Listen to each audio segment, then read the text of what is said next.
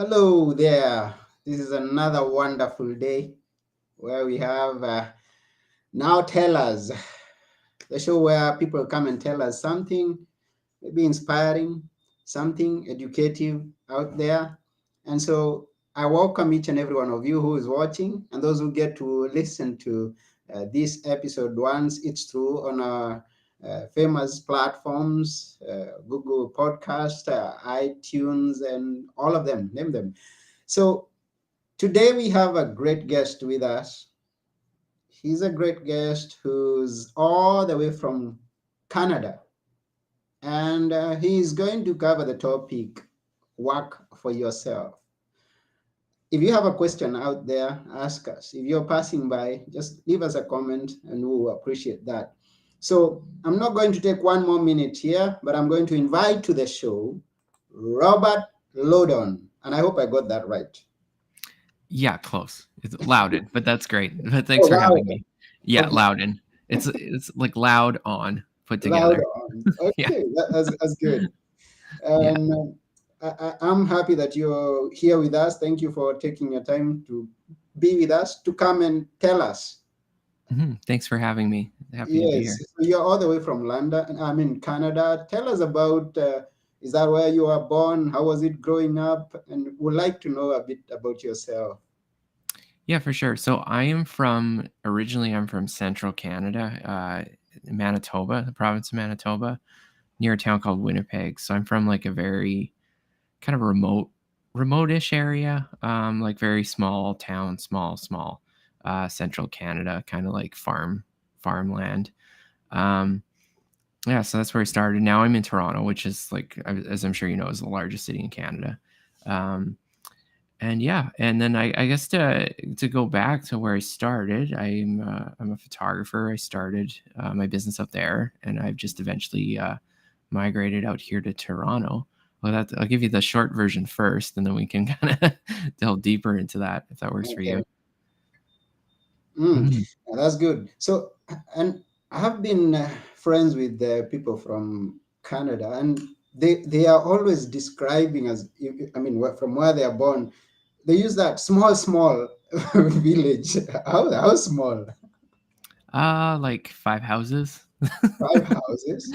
Yeah, And there's a population of name. The last time I talked to one of them, there's a name that you call those small places. I mean, we will say village in my country, but there's a name yeah. we call it. How do you call it? It would still be a village, something like that. I don't think Mhm. it's even big enough to be a village. It's, Mhm. I don't know, maybe a stop on the highway, I guess Okay, we maybe call it was from their place that they gave it a special name. Anyway, Yeah. and how what were the challenges that you faced while you were growing up in such a small setting? Yeah, for sure. I don't know, it's just like small mindset. Not a lot of opportunities. You kind of just worked for a company and that was your thing. Um, I found there. Not a lot of creativity going on. I mean, you're around hardworking people, but I think everyone kind of has a path that's decided for them ahead of time, and I think like people like me don't really necessarily fit into that mold. And unfortunately, I think it's kind of you just have to end up leaving, or you stay and fall into that. I mean, everyone's different, but for me, that was my path. I mean, Hmm. yeah. And growing up, I mean, where did you attend school? I mean, did you have homeschooling in that, or was there a distance school that you had to go every time? Not too far. So I was like in a small elementary school called Oakville School. There's about 200 kids, roughly K to 9, kindergarten to grade 9. And then high school was larger, about the same, 400 people Yeah. in Portage la Prairie, which is larger. And then university from there, which would have been thousands in Winnipeg or whatever. All of them close to your village. I mean, from elementary to high school to university. Yeah, so school would have been about 5 miles with bus service, not, yeah, so, Hmm. and then high school would have been about half an hour drive away, and Right. then college like an hour roughly. Yeah. Okay, that's wonderful. Now you're in photography, and for those who Mhm. are new here who are listening for the first time. And Robert is internationally known for his photography work. He's working with great companies of the world. Tell us, how did that start? Where was the, I mean, what inspired you? What was your first instance to see that, oh, this is um, an area that I could make my career from? Yeah, for sure. I think I kind of actually fell into it in a way. And the reason I say that is like I started doing it probably like everyone kind of takes photos when they're a kid, right? So like my generation, I think we've all been taking photos since we were like 4 years old or something, right? But for me, I got more serious into it about my late teens, um, and then just doing it for fun and stuff like that. And then eventually, I worked some different jobs. Went to college once, and that didn't work out. And then I just got to the point where I was really kind of unhappy with where my life was going, not really having much future prospects, and I just kind of decided I was going to go back to university again. And then it just wasn't working for me. And then I just decided I was going to do photography. Like I just got to the point in my life where everything else had failed. And I figured, well, like, why not just try and do something I want to do with my life, right? Because for whatever reason, like you kind of get stuck into that like small town mentality. You can't do anything different, like you're supposed to work at the factory and stuff like that. And then for me, I just wasn't happy anymore, and I just decided I was just going to try, because the worst thing I thought I could do was never try to do what I wanted with my life. And the funny thing is I decided I was going to go to school for it, so I changed schools and did that. The course I took in college was about a year long. Um, I got the degree with that, and then I came out of school and then just realized that there was absolutely no jobs for photographers. So I started a business 3 months later, and I've just been pushing since then. So, um, yeah, Okay. sorry, Mhm. go ahead. Yeah. Yeah, and I was curious, what was the first degree that you were pursuing? Because is it was it still in photography, or is something else? Yeah, the first I kinda dropped out a couple times, so former dropout, I guess you could say. It was Um, photography. so, the first time I was doing, like, a business degree in university, and I was there for about 2 years, 2.5 years, and then the second time I was going back, I was considering trying to do a pre-med, like, a prerequisite before medical school. And I just actually realized that I just can't memorize anatomy at all. So I figured after the first year that this was a pretty dumb idea. Like I wasn't gonna make it through, Mhm. you know. And then to the photography. Oh, okay. So photography was your third thing that came into mind that you could take seriously. Now, many Mhm. of us among the this journey of life face challenges. And so I can understand when you talk about going to uh, take a degree and then realizing, no, this is not my area, and starting again, and then realizing, no, this is still not my area. And there are many people who would give up on life and say, I'm done. I'm not going to try something else. What kept you moving? I think I just got to the point where you couldn't stop, because for me, like I think the photography should have been the first choice for me right from the start, but I just Okay. denied that that was a possible career. I'm just I don't know. I'm different. I'm just really motivated because I think back on my life, and I like for me, like the greatest mistake you can make is to never try to do something. And Mm-hmm. for me, that terrifies me, like to wake up 40 years down the line and look back at my life and just say, like, what have I done with this? Like, what was the Mm-hmm. point of any of it? So for me, it's all just about pushing to see what I can do at this point. Like I've kind of knocked off a lot of achievements. So for me now, it's just like I'm just gonna go as far as I can, and it's just kind of the fun part of it. But yeah, that's what motivates me is the thought of wasting something or not trying or maybe not being deserving of something. If that Mm. makes sense. Yeah, I think it's Mark Twain who said that 20 years from now, not you are going to regret not of the things that you did, but of the things that you didn't do. Those things that you would have, I mean, I'm paraphrasing these, but those things that you would have wished to attempt, but then you didn't take an action into them. So I'm in Mhm. agreement with you. Yeah, exactly, and it's funny too because I think and I'm guilty of this too, it's like it's just as a human, it just seems like it's so easy to get stuck in our heads and not think we can do these things, and I mean, they're hard, but, like, life's hard, so you gotta, like, try because sitting there not trying is devastating, I think, Mhm, personally, mhm. yeah.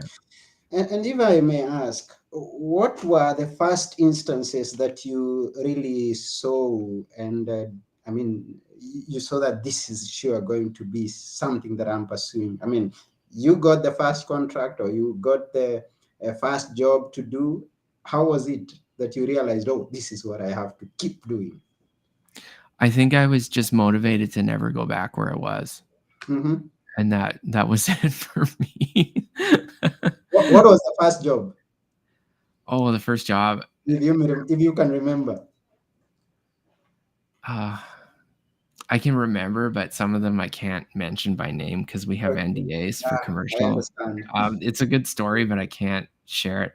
I'm just gonna say it was very major, and it was something that I wasn't expecting to happen, and it was one of these projects where it's confidential, so you can't say much about it, but it came in a left field to the point where I thought it was kind of a joke, but Mm-hmm. it wasn't, and, yeah, and I got that contract, so that's sorry, that's very, like, mysterious. It's probably not giving your people Mm-hmm. wanna hear there, And but, I yeah. can understand that because even myself, when I was getting started on podcasting, I was like, "Oh, can we maybe have a live show on Facebook or something like that?" And oh, started like a joke, and then I found myself that I'm doing more serious things, and now it's been a year where I have constantly done this. uh, I have a book place, book talk, and then we have now this now tellers, and we don't know where we're gonna end up in the future. So Mm. uh, we have guests watching us. Thank you very much, each and every one of you. We have Kiala Sanchez Quiroz, I hope, and he's saying blessing. Thank you. And each and every other person who's watching, we thank you. Those who get to listen after we are through with this, we thank you too. And please remember to share this one with your friends because Robert is telling us some good things.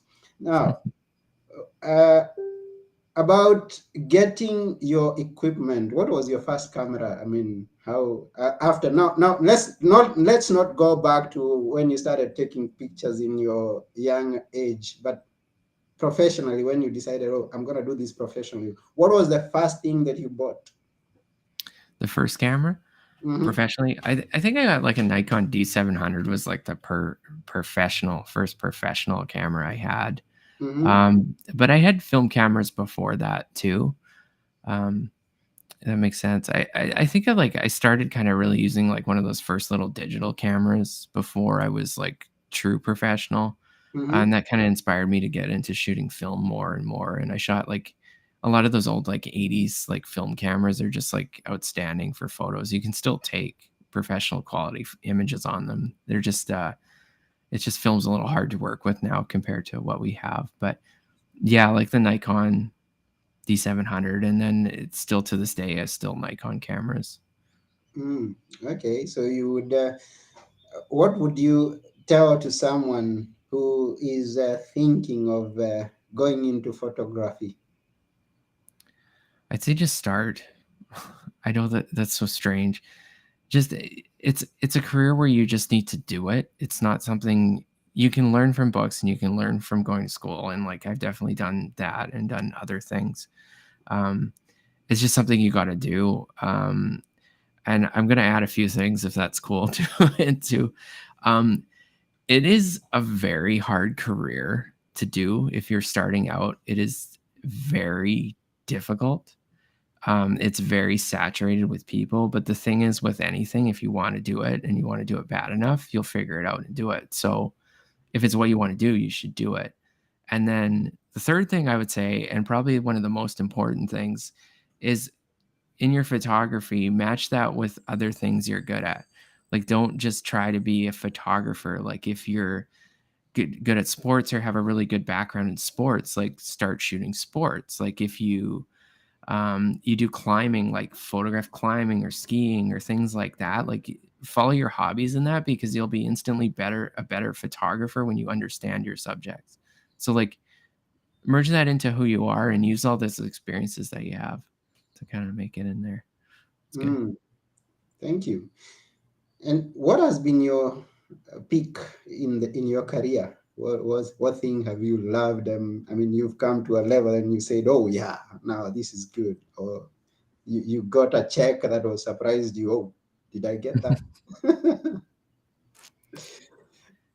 Yeah, it's been a few things. Like the bar just keeps moving, right? Like once you get somewhere, it just keeps moving.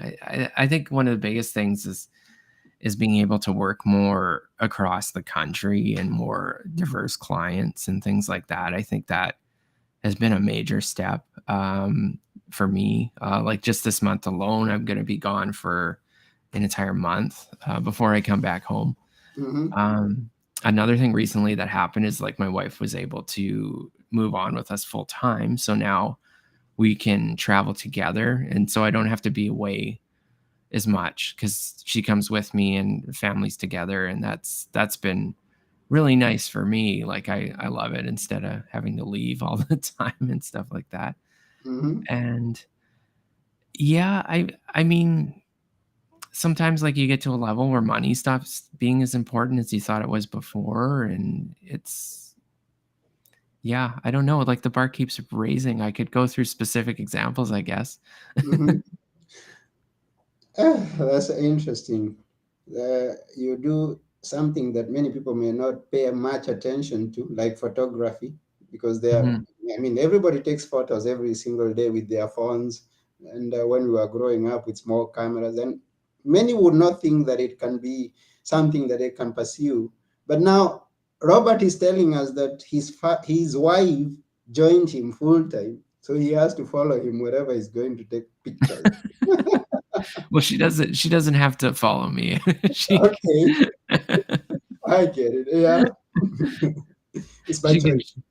yeah, she can choose, yeah, if she wants to come. Okay, I understand.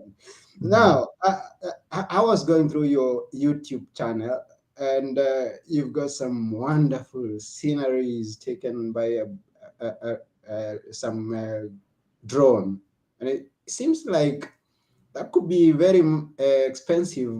I mean, things that you use the equipment. mhm. What has been your uh, most expensive equipment that you've bought for your job? Probably the drone is probably the most expensive one. I think that one's about $14,000. Um, that's pricey. Some of the stuff we like anything higher than that, we usually just rent, but like some of the stuff, it's shocking. Like some of the things combined could be right the price of a small house, depending where you are. Not in Toronto, like the houses here are $1 million, but in a lot of places, you know. So the drone's probably the most expensive. Wow. Yes, So yeah, for 1,400, I mean 14,000 bucks yeah, for yeah, for an equipment. Now that's to everyone who's listening, and you're thinking of going into something. Remember, there's a price to pay, but you've got to be committed to do it because there are returns. If we can learn here from Robert saying, yeah, and mm-hmm, for sure too. Like the thing is too, like I started my business with like $100. So like you can start small too and work your way up in that.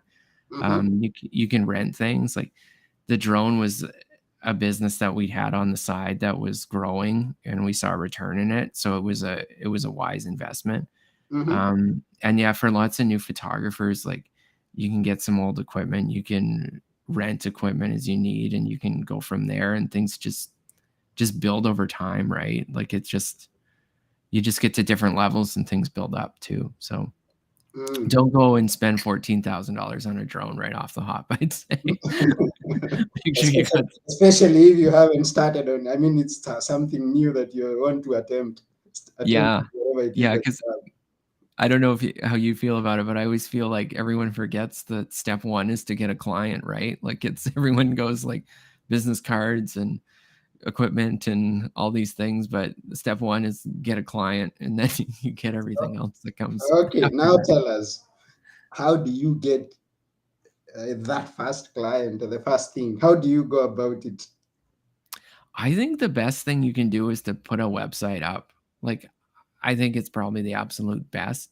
Mm-hmm. Um, you can network with families and friends and all of those things, and you might get some work that way, but it's never really going to grow your business to something that is sustainable because you can't just rely on your friends and family forever. Like, only so Sure. many of them need things, only you're only going to get so many clients. So I say get a website up, ideally with a good portfolio of work. If you're a photographer, if you're like a plumber, anything, you need a good website, and then figure out where your clients are going to come from. So you can use social media, you can look at running small ads, like Google ads, anything like that. Figure out where they are, be there, have a place for them to come, and then go from there.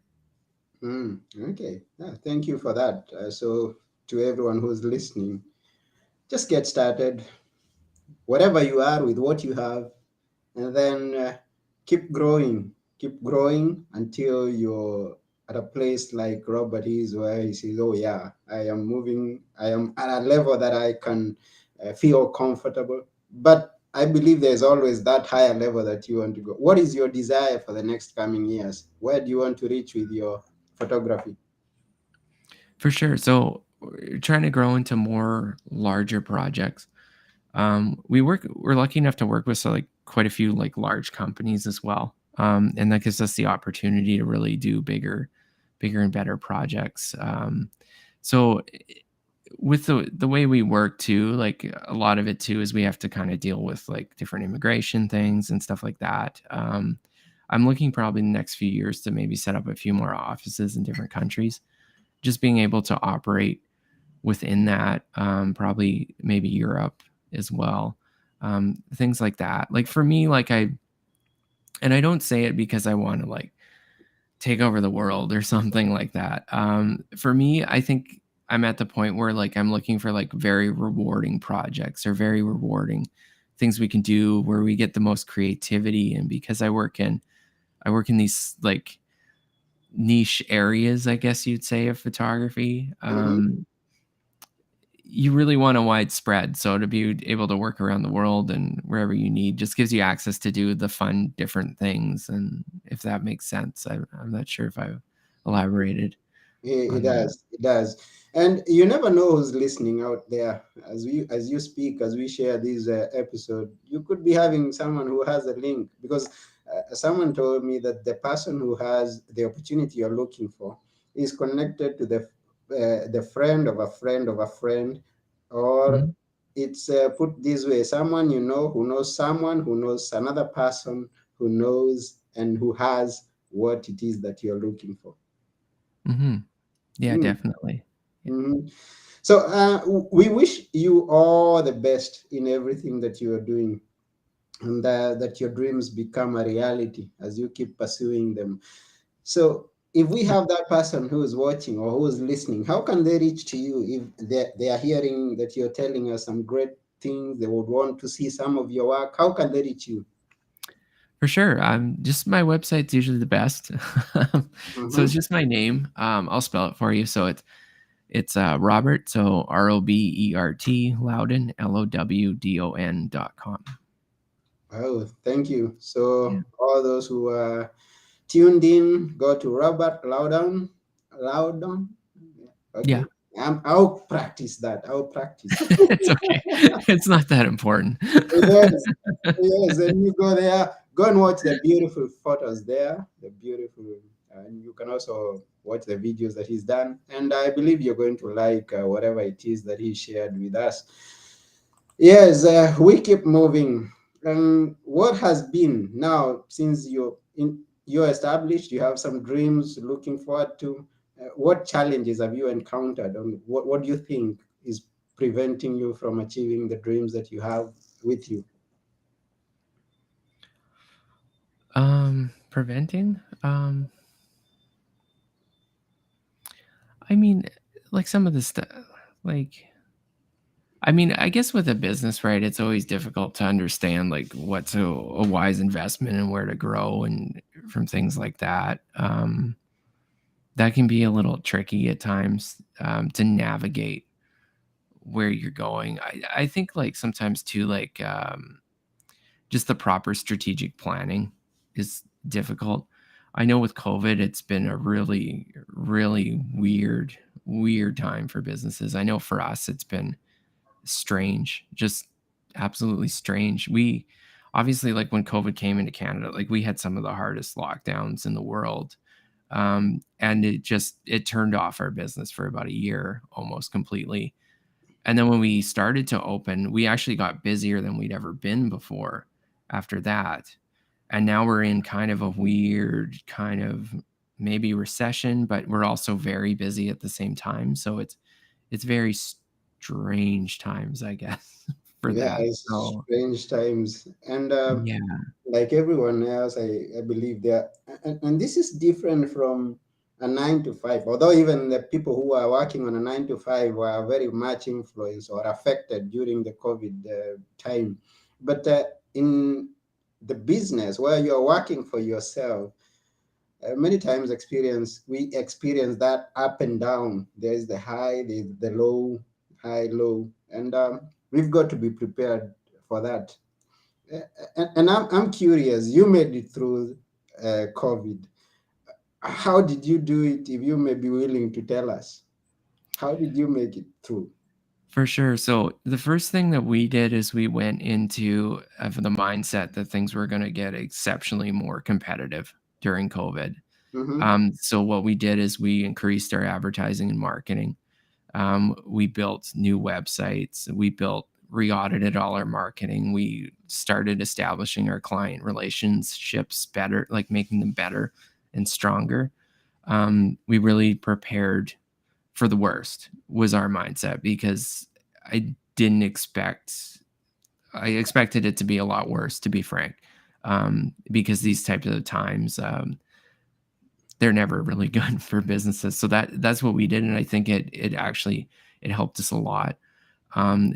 We also drastically cut our spending on major things, canceled anything we didn't need, and ran very lean. I'm always a strong proponent of running very lean business and not having overheads that you don't need.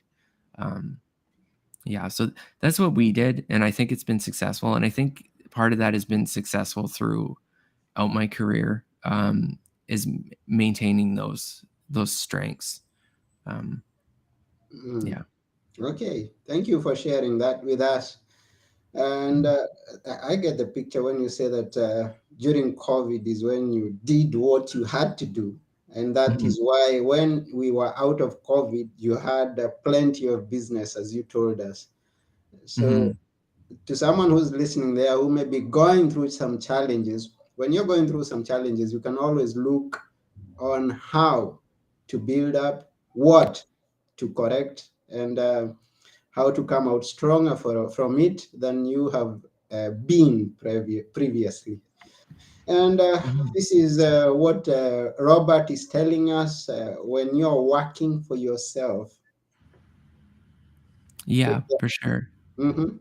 Yeah, and it's neat too, like, I think sometimes too, like, you can find great opportunities in those moments, right? Like, do you have experience with that? Like, I always feel sometimes too, like, the challenges are what gives you the best opportunities to figure out things. Because I think, like, without that time, I think there's a lot of things we wouldn't have discovered in our business that weren't as strong as they should be. So in some ways, I think it's kind of to be thankful that you had that moment to be able to adjust and things. Like, obviously, like, don't be thankful for something bad that happened in the world, but I Yeah. mean, Mhm. yeah. I agree with you because it's during COVID that I wrote and published my first book. Mhm. Yeah, So that's fantastic. yeah, and I've had so many other people who came out with great things from the pandemic. I mean, it's like a seed when you're buried. It's not a time to die. It's not a Mhm. time to rot. It's a time to uh, pull out your roots and spring up. from the soil once the dark times are over. Yeah, for sure. And it's neat too because it teaches you in times like this too that like we're not as safe as we think we are, right? Like Hmm. we get it's easy to get stuck in that safety mentality of being like, I'll work this job that I don't like, or I'll do this because it's safe. But the truth is, it's like you're not safe and you never were. So if you want to do something, you should do it because you don't know what's coming, right? Yeah, sure. You never know what's coming. So, for those of you who may be joining us now, we are talking to Robert Lowdon, and I have several people that I see who have been with us. We have Larry Kagombe, um, and he has a question. Larry Mhm. Kagombe is asking, while working for yourself, how do you maintain work-life balance? It's to be honest, it's very difficult. It's something I still struggle with. I think like you try to just do what you can. If you like it, your job, it's easier to work long hours. Um, but it is hard. To be honest, like it's one of the my most difficult things that I struggle with. Mhm. We've been the last month. I've been 20-hour days, numerous days. Um, but with the business, it's we try to take the time back when we have the time to do it, Mhm. to be rewarding. You can set boundaries. That's good. Like I think like turn your phone off from after 5 and things like that are always good. But work life balance is, I mean, like honestly, it's going to be different for everyone, and it's a major thing when you run your own business. Excuse me. Yeah. Mm. Beautiful. And we also have God Save David, who says, great conversation. Thank you very much, God Save. Richard Matia says, excellent. Thank you. We also have John Kafuenyaga, who is saying, now he's referring to something that you told us before, that you are with your family in your business. And John says, it becomes even more interesting when joined by the family in your travels. That's a good field, he says. Mhm. Mhm. Yeah, definitely. Yeah. So that's about it with Robert, who has been telling us some great things. Remember to go to his website, which is robertlowdon.com. That's RobertLowdon.com, and get to connect with him for anything related to his work or any inspiration that you may need to work for yourself. Thank you very much, Robert, for taking your time to be with us here at Now Tell Us. We are just about to sign off. And before we sign off, we always ask our guests to leave us with a few words that we will always remember. And this is your time. Now tell us. I would just say the biggest thing is to just try. Yeah. Try. A three-letter word. Yeah. Try. Try. Yeah, that's to the one who's listening. Just try it. Whatever comes to mind, whatever ideas you have, don't just assume it. Just try. If you fail, rise up again and try again. Like Robert, dropped out of college, went again, dropped again, then went again, and got a Yeah. career to live on. Just keep on trying, Yeah. says Robert. So thank you very much, and that's about it. And here is Anthony Morore, your host, together with Robert, and we are saying bye.